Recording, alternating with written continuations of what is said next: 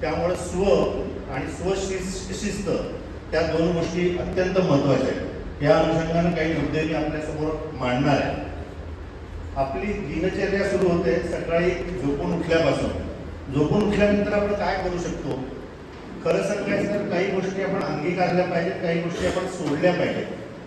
संस्कृतमध्ये पंडितची व्याख्या अशी आहे की जो स्वतःचं नुकसान न करता, दुसऱ्याचं नुकसान न करता स्वतःचा फायदा करून घेतो किंवा दोघांचाही फायदा करतो त्याला पंडित असं म्हणतात.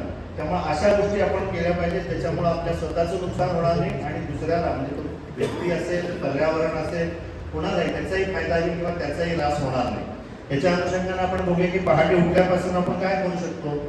तर सगळ्यात महत्त्वाची गोष्ट मगाशी म्हणायचं तर मी बोलण्यात उल्लेख केला सरांच्या की सकाळी उठवणं मुलांना किंवा अगदी मोठ्यांना सुद्धा खूप अवघड झालेलं आहे.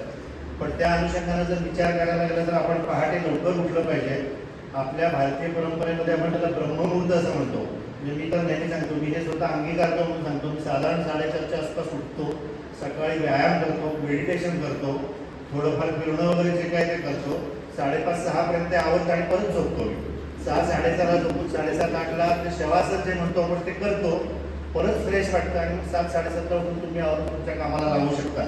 त्या अनुषंगानं पहाटे लवकर ब्रह्ममुहूर्ताला उठलं पाहिजे. आता मी सांगितलं तसं थोडंसं मेडिटेशन, व्यायाम या गोष्टी केल्या पाहिजेत. उठताना एक काळजी घ्यायला पाहिजे, विशेषतः 40-50च्या पुढच्या लोकांनी, की आपण आपल्या उजव्या बाजूला वळून उठलं पाहिजे. काही काही वेळा लोक शरीराला जोरात देतात, पाय वर करतात आणि पटकन उठतात, डाव्या बाजूला उठतात किंवा उठून पटकन डायरेक्ट स्टँडिंग पोझिशनला म्हणजे उभारतात.